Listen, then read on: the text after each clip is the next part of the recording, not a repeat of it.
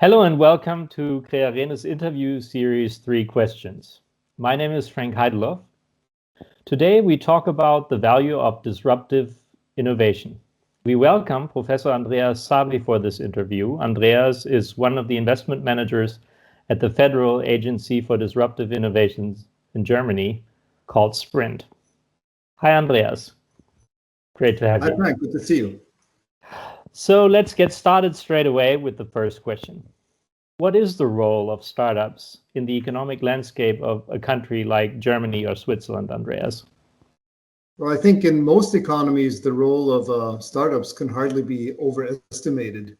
I think they are the source, the true source of disruptive innovation in most ecosystems, and especially that holds true in Switzerland, in Germany, in France, many other European countries, actually the world over. And I think the main contribution that the startups are making is that they are key to economic success because they are creatively disrupting older, more established technologies and industries. And take, for example, machine tools, take automotive, take pharmaceuticals or chemicals. These have been disruptive innovations centuries ago, or at least decades ago, but now they have turned to incremental innovation. But what we need to renew our competitiveness, especially in light of the pressures from the US and China, is new disruptive type of innovation. I see. So how could a startup think about innovation to build and maintain that competitive advantage?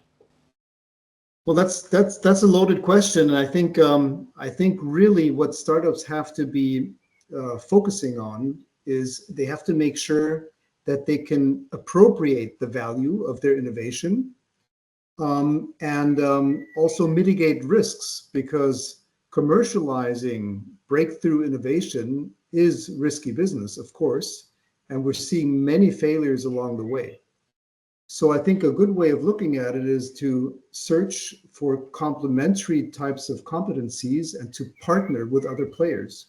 For example, partnering in the automotive industry with the large incumbent OEMs, or partnering with the pharmaceutical companies in the biotech industry.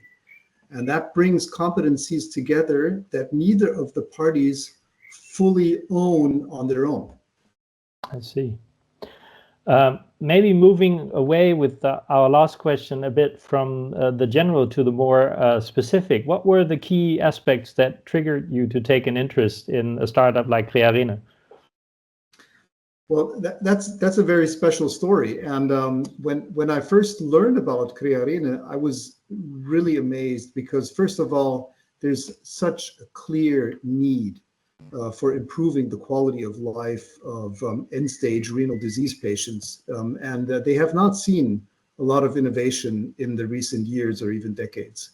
So there's a pressing need. That's one thing that I really liked about the approach. Another thing is that the idea of using the body's own substance, creatine here, is really impressive and also acts risk mitigating, because what you're doing here is you're de-risking the project, for example, in tox. And there's many examples where this is being done, where you're using endogenous types of compounds for supplementation. Take, for example, factor VIII as a blood product. Take, for example, albumin and many other products that are endogenous to the body. So I like that approach. And then there's also, of course, the stellar team. You've got a great mix there of experienced scientists, well-versed business executives. And I think that is really important for economic success.